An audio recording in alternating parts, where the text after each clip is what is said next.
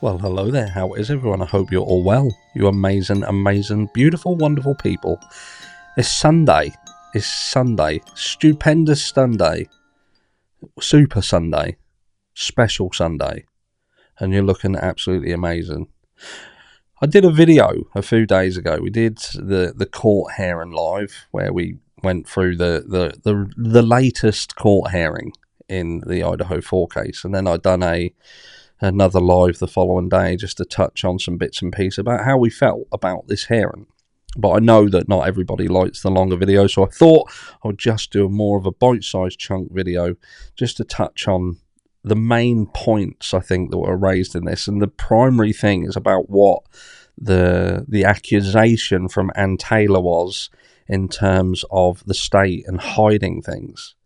Because I think it's very important for people on both sides of the fence to consider what is going on here.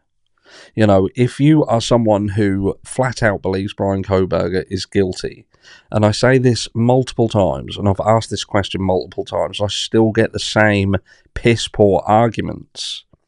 If you're someone who is part of the public domain who has already convicted Bryan Kohberger, I would ask you to ask the question why. Why do I, as an individual, not as a collective, but you as an individual, why are you convinced that Bryan Kohberger committed this crime? And I would love to hear that in the comments down below, just so we can get a general feeling for exactly why people are so convinced that Bryan Kohberger did it. Because what we learn from the hearing is one of two things. And that is that Ann Taylor is either incredibly, incredibly smart. And I'm not disputing the fact that she's smart on either of these. But is Ann Taylor playing the public because she is aware that the way in which this court case is going, you know, these pre-trial hearings, etc., that this is in fact being tried in the court of public opinion? And currently Bryan Kohberger's losing.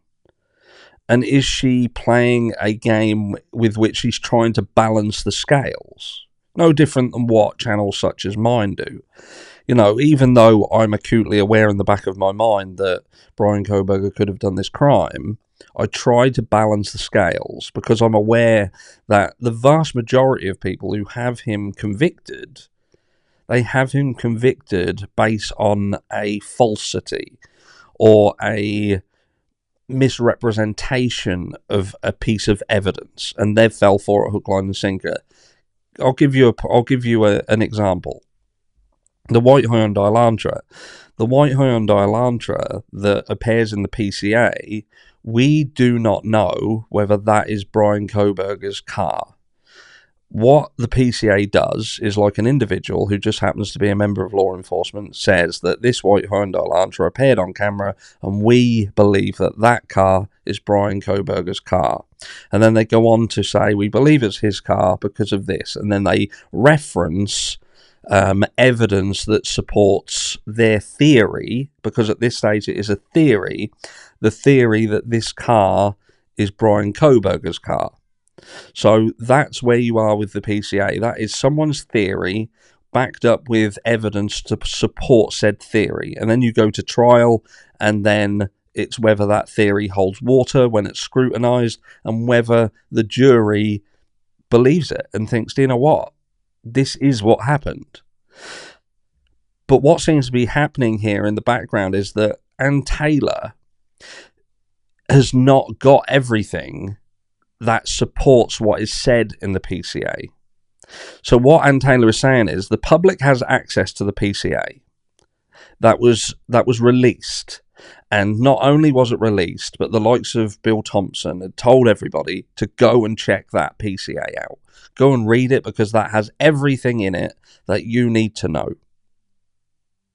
But then what happens is Ann Taylor comes forward 2 years down the trot, really, and says, well, hold on a second, because we don't even have the proof to back up what they're saying. So you've gone to the public with a PCA and said, this is Bryan Kohberger's car, seen on this camera at 1122 King Road. we believe that's his car because this, and this. But we don't even have this, and this to back up your claim. And the argument is, how can you formulate a PCA that says, okay, we've got Brian Kohberger, we believe we've got him in this area, and that's his car, and this is the evidence that proves it. But then when the defense comes and says, well, could we have that piece of information that you're claiming that you have that proves what you're claiming in the PCA, they don't have it. And their argument is they don't even have it. So that's why they can't hand it over. And in the last hearing, it was almost like, well, you may not get it, so you're just going to have to trust us. The FBI have it, and we can't force them to hand stuff over, but it exists, so you're just going to have to trust us. Whatever side of the fence you sit on, are you comfortable with that? Do you feel that a guy should be sent to death if this is how things sit? Let's have a quick look at this. So this was this is pretty much one of the last articles that are out at the moment on this. And it says, during a recent court appearance, the attorney representing Brian Kohberger, the man accused of murdering 4 students at the University of Idaho in November 2022, said that prosecutors were withholding information from the defense team. As Kohberger's lead attorney, Ann Taylor, argued that 2 upcoming hearings set for May 14th and 16th should be made public. And let's not forget, she works on behalf of her client, who is the accused, and this is his trial. This is his trial. This isn't the prosecution's trial. This is Brian Kohberger's trial, and it's the defense team that are saying we want these hearings open. We want them open. We think that we're going to be discussing things that the public needs to be aware of. The prosecution do not want them, and the judge sides with the prosecution. And there's something very wrong there. When at the end of the day, this is Brian Kohberger's trial, but we'll put a pin in it.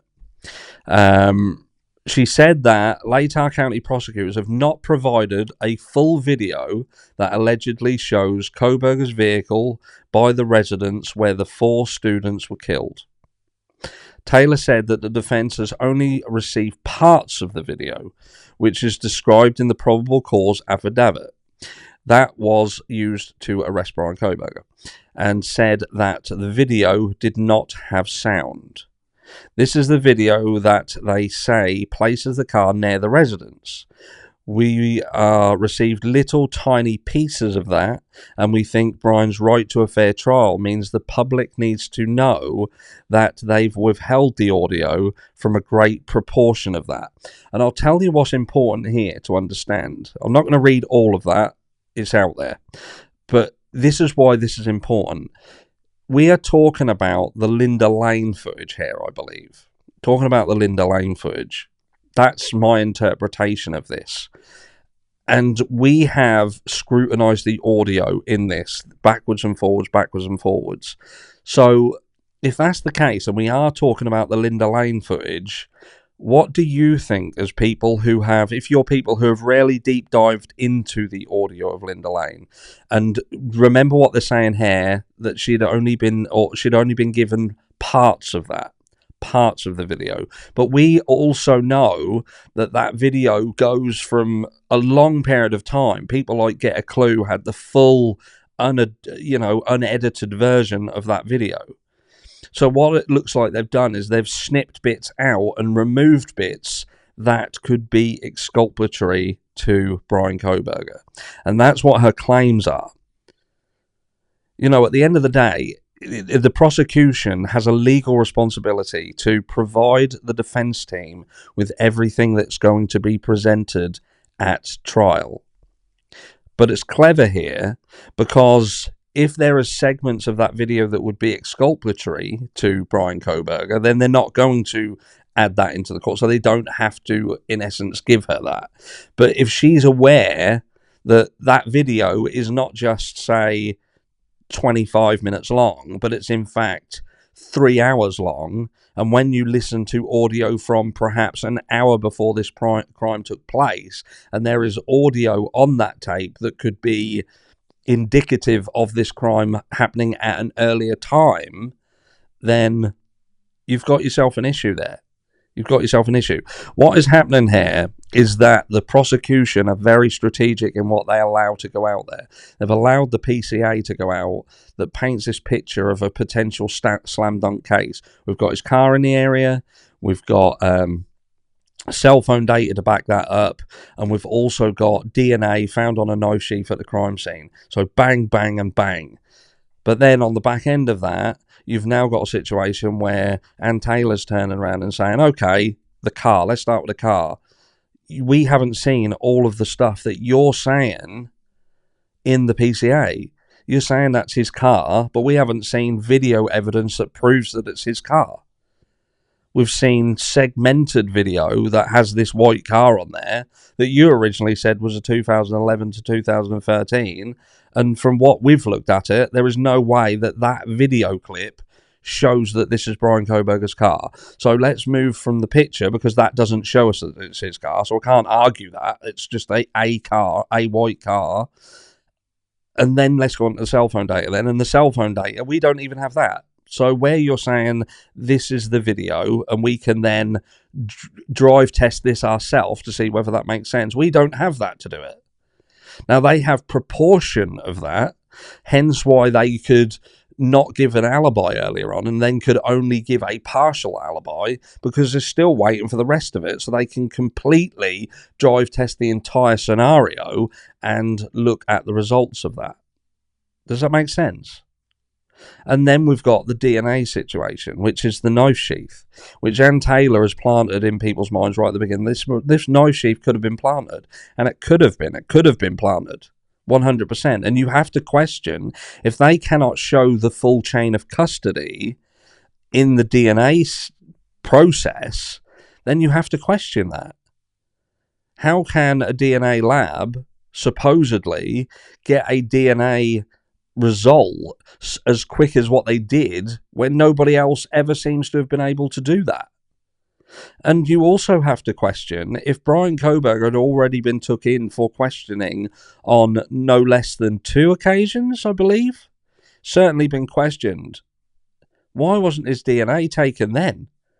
We even know that neighbours such as Jeremy, who went into law enforcement, had his DNA taken. So why wasn't Brian Kohberger's DNA taken down a more normal and standard route? It seems to me like the conversation that Brian Kohberger had was perhaps a friendly conversation where he just went in and he pretty much was able to go to them and say, look, I was here, this is what I was doing, this is something that I do regularly, I weren't in the area, and the rest is history. And I say this time and time again. I believe that Brian Kohberger's likely trust of law enforcement, where he had gone to them before, he had looked to work with them, they had given him positive feedback, he felt that they were cool, they were buddies, they were chums, they liked Brian, so he went in there, had a conversation, and hung himself, and they fucked him. But let me know down below what you think. Is Ann Taylor pissing into the wind? Or is there some truth behind the prosecution, their manipulation of the public?